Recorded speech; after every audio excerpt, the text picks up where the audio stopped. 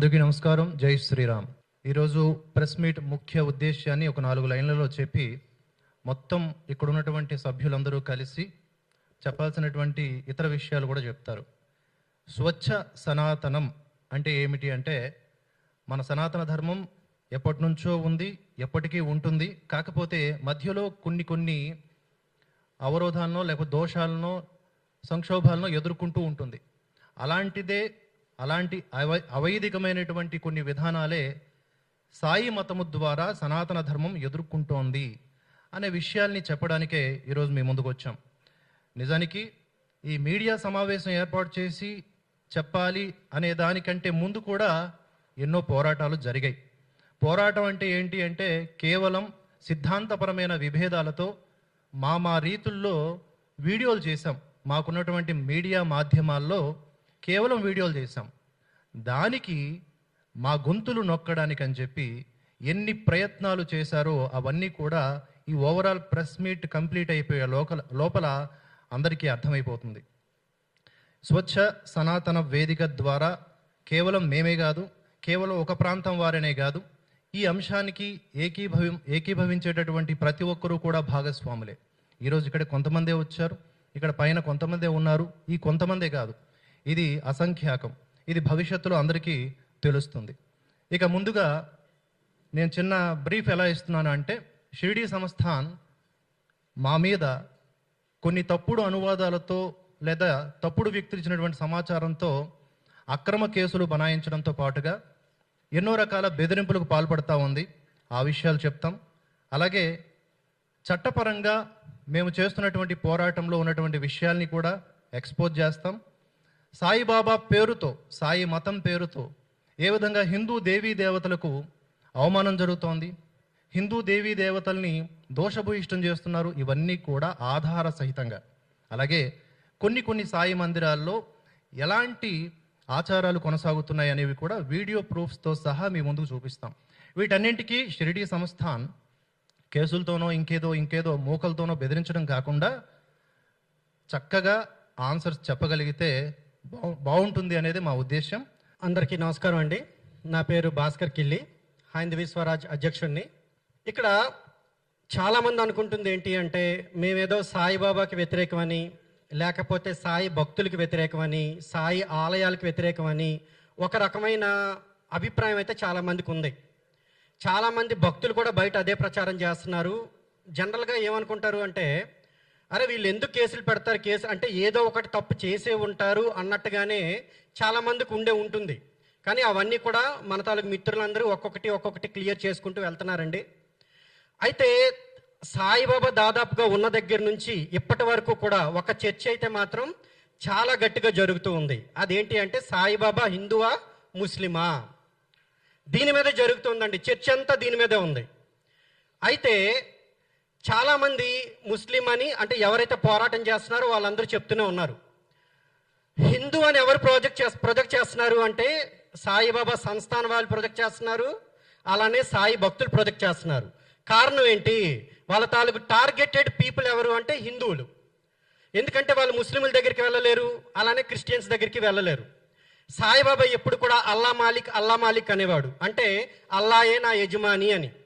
అంటే ఇక్కడ అర్థం ఏంటి అంటే, నేను పరాధీనుణ్ణి అని చెప్తున్నాడు ఆయన. సైద్ధాంతికంగా చూసుకుంటే ముస్లింల్లోనండి ఎవరు కూడా అల్లా తప్ప ఎవరు కూడా భగవంతుడయ్యే అవకాశం లేదు.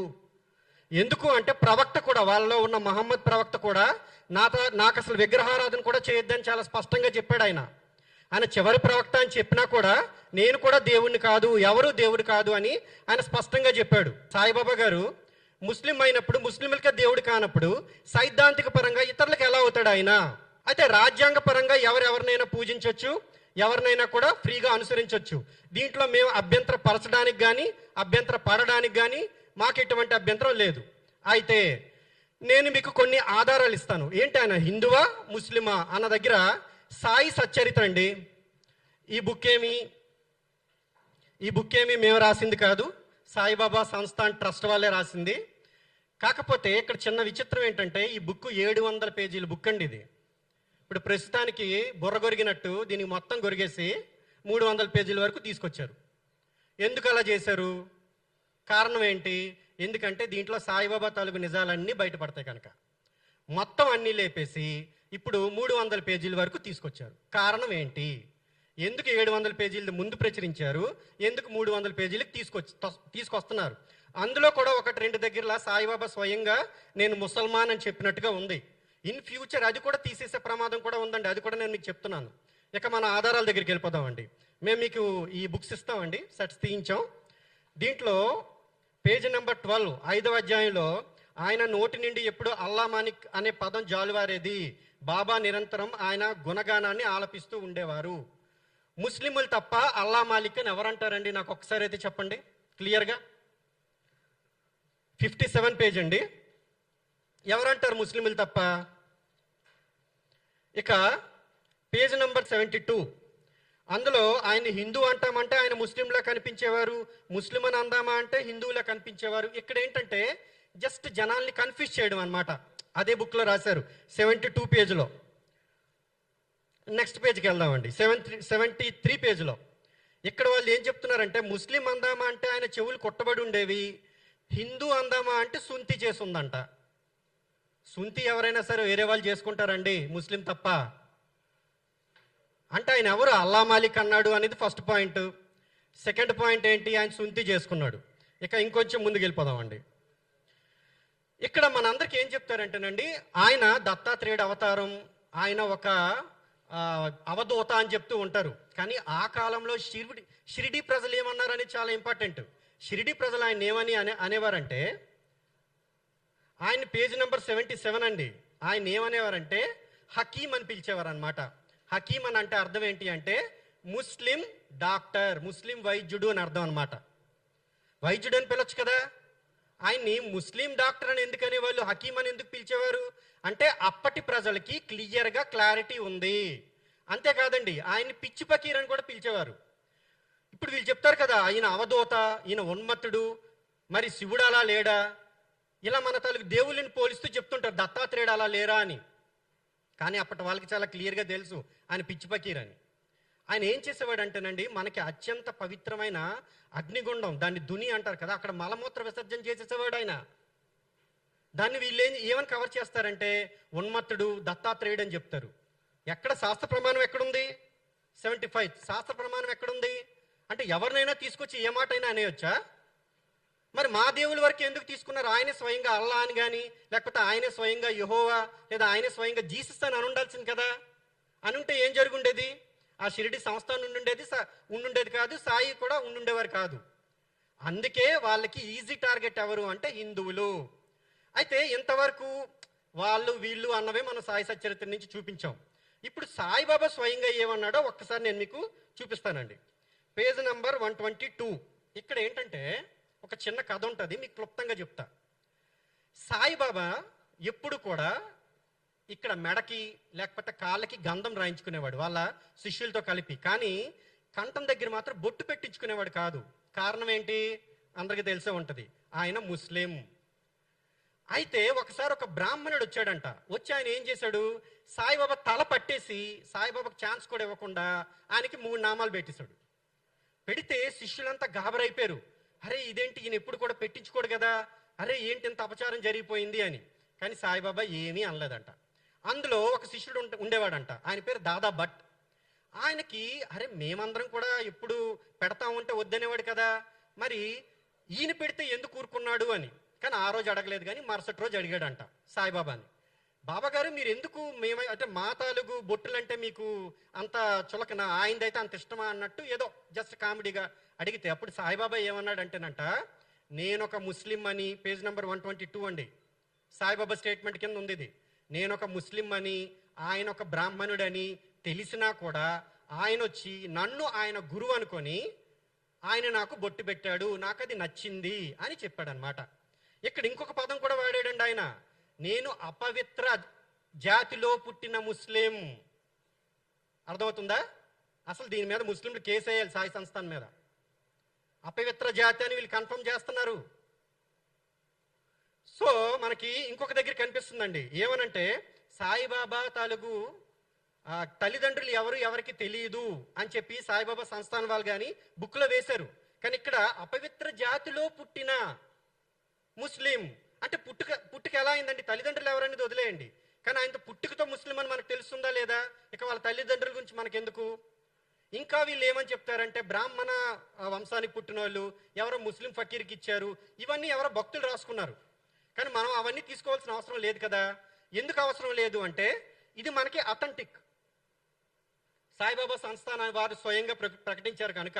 అంటే ఇది మన విశ్వాసంలోకి అయితే రాదు, కానీ వాళ్ళని మనం ప్రశ్నించాలి అంటే వాళ్ళు అఫీషియల్గా వాళ్ళు ముద్రించిన బుక్ కనుక మనం మాట్లాడాలి. సో ఇక్కడ క్లియర్గా మనకు అర్థమవుతుంది ఏంటి అంటే సాయిబాబా ముస్లిమే. ఇప్పుడు వద్దామండి ఇంకా అసలు విషయానికి. మనం ఏదైనా ఒక పూజ చేద్దాం అనుకోండి. ఆ పూజ ఎలా చేస్తాము? మనం పూజారి లేదా అయ్యవారిని అడుగుతాం, అయ్యవారు ఎన్ని పత్రికలు పెట్టాలి అంటే ఎన్ని చెట్ల నుంచి ఆకులు తీసుకురావాలి, ఎన్ని రకాల ఆకులు తీసుకురావాలి, ఎన్ని పళ్ళు పెట్టాలి, మీరు కరెక్ట్గా మంత్రాలు చదువుతున్నారా లేదా, లేదా చదవాలని మంచి అయ్యవారిని తీసుకొచ్చి కూర్చుని పెడతాం. అంటే శాస్త్రయుక్తంగా మనం ఆ పూజ చేయాలని చూస్తాం. కారణం ఏంటి? అలా చేస్తేనే మనకు పుణ్యం దక్కుతుంది అని మన హిందువులందరూ అనుకుంటాం. అందుకనే మనం ఎంత ఖర్చైనా వెనకాడకుండా, ఈవెన్ మన దగ్గర డబ్బులు లేకపోతే అప్పైనా చేసి మనం ఆ విధంగా పూజను నిర్వర్తిస్తాం.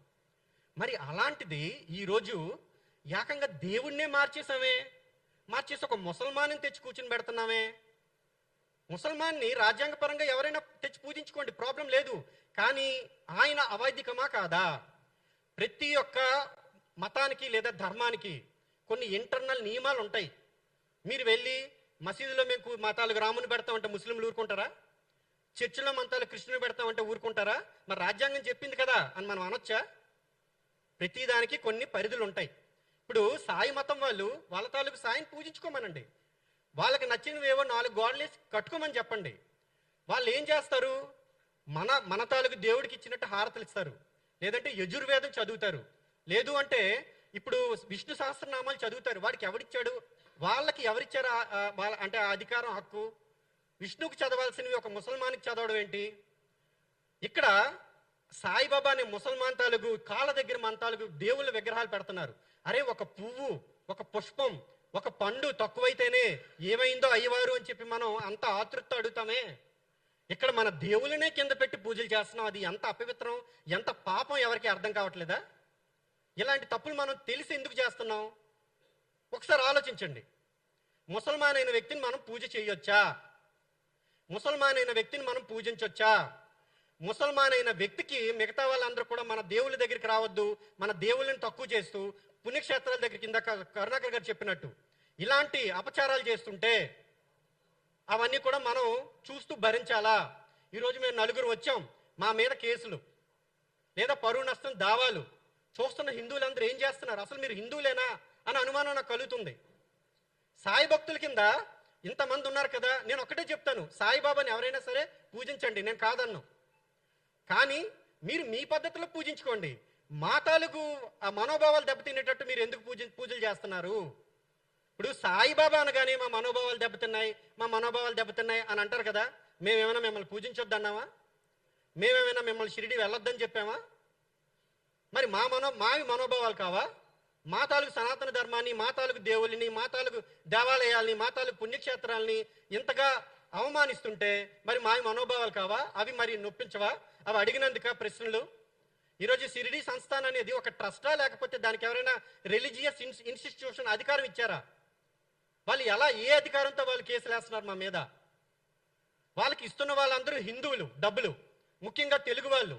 సాటి హిందువుల మీద, సాటి తెలుగు వారి మీద వాళ్ళు కేసులు వేస్తున్నారంటే అసలు వాళ్ళు హిందువులేనా అన్న అనుమానం మీకు ఎవరికి కలగట్లేదా? హిందువుల మీద కేసులు వేయడానిక వాళ్ళకి డబ్బులు ఇస్తుంది? తిరిగి ఒక్క ప్రశ్న కూడా సమాధానం ఇవ్వట్లేదండి, ఒక్కదానికి కూడా. అంతేకాకుండా మేము ముఖ్యంగా మాట్లాడుతుంది ఎక్కడంటే లోకల్లో జరిగే ఇన్సిడెంట్స్ అన్నమాట. మీకు తెలిసే ఉంటుంది, షఫీల్గూడలో మసీదులో, మసీద్ అన్నాను, అది కూడా కరెక్టే. అంటే ఏంటి అంటే సాయిబాబా తాలూకు దేవాలయంలో నమాజ్ జరుగుతుంది. అక్కడ స్వయంగా ఒక ముస్లిం ఆయన వచ్చి నమాజ్ చేయిస్తున్నాడు ఆడవాళ్ళందరి చేత. ఒకసారి చూడండి ఇది. మన ఈ ప్రయోగం ఏంది? ఇప్పటికే సంబంధించిన లవ్ జిహాద్ కేసులు అవుతున్నాయి, మన ఏరియాలోనే ఎన్నో కేసులు అవుతున్నాయి. వారు ఉంటే అబద్ధం ఆడటానికి బొట్టు పెట్టండి, బొట్టు పెట్టి చూపెట్టింది మన దేవుని మొక్కియండి. బొట్టు పెట్టుకుంటారా? పెట్టుకోడు. ఇతను ప్రయారిటీ చేస్తూ దేవుడు సాయిబాబా ఈవెంట్ ముస్లిం కమ్యూనిటీ చెందిన వాడైనా మన ఇందులో ఎప్పుడో కలిపేసుకున్నాం, మనం ఎందుకు బుధగా వేస్తున్నాం. సో దయచేసి చైర్మన్ గారికి నేను ఒకటి 100 మంది అభిప్రాయాలు తీసుకొని మీరు ఏదైనా పని చేయండి. మీ వ్యక్తిగత అభిప్రాయాలు తీసుకొని ఇక్కడ రాజకీయాలు చేయకండి. మీరు కూర్చుంటే లోకల్ నా పేరు ప్రతిష్టాగా నేను బీజేపీ ప్రయాణం చేయకండి. మీరు సో మేము మాట్లాడింది ఏం తప్పుందండి? మీకు క్లియర్గా ఎవిడెన్స్ చూపించాం కదా. సాయిబాబా ఆలయంలో తీసుకొచ్చి మన హిందువుల చేత నమాజ్ చేయిస్తున్నారు. అక్కడ క్లియర్గా ఒక ముస్లిం ఉన్నాడు. మరి నమాజ్ చేయిస్తున్నారంటే దాన్ని ఏమనాలి? లవ్ జిహాదులకి వాళ్ళ అన్నింటికీ కూడా ప్రేరేపిస్తున్నట్టా లేదా? ఇంతే కాదండి, మొన్నటికి మొన్న కూకట్పల్లిలో ఒక సాయిబాబా ఆలయంలో యేసు తాలూకు ఫోటో పెట్టి పూజలు చేయించారు. అదొకటి. దాని తర్వాత ఏంటంటే అల్లా జగతికి మూలమని అని చెప్పి ఒక పాట పాడిస్తూ అదేం చేశారు అంటే మన హిందూ భక్తుల చేత అనమాట, ఏమీ తెలియని ఆడవాళ్ళ చేత పాటలు పాడిస్తున్నారు. అల్లా ఏ విధంగా మనకు దేవుడండి? రాజ్యాంగంలో రాసుందా మొత్తం అందరూ కూడా అల్లా ఏ దేవుడు? అంటే మనం ఏమైనా ఇస్లామిక్ ప్రభుత్వంలో ఇస్లామిక్ కంట్రీలో ఉన్నామా? మనం మన చేత ఎందుకు ఈ విధంగా బలవంతంగా పాటలు పాడిస్తున్నారు? అది అడిగితే తప్పు వచ్చిందా? మన హిందువులకి ఏమీ తెలియదండి. వాళ్ళు ఏమని చెప్తున్నారు తెలుసా? అల్లా అంటే భగవంతుడని అర్థం అంట. భగవంతుడని అర్థం అంట. అంటే ఇప్పుడు నేను సాయి అని చెప్పి పేరు మార్చుకుంటానండి, సాయి అని చెప్పి పేరు మార్చుకుంటాను. మరి సాయిబాబా సంస్థాన తాలూకు ఆస్తులని నా పేరు మీద రాసిస్తారా? ఎందుకంటే రెండు ఒకటే కదా. మరి లక్షణాలు చూడరా? అల్లా అనే ఆయన ఖురాన్లో ఉన్న ఒక దేవుడు. ఆయన అర్థం ఏదైనా కావచ్చు, భగవంతుడు కావచ్చు, ఇంకేదైనా కావచ్చు. అంతేగాని ఆయన తీసుకొచ్చి మనందరి చేత చేపిస్తున్నారు. యేసుకిన్ను నెక్స్ట్ సాయిబాబా మందిరాలకి ఏంటి సంబంధం అండి?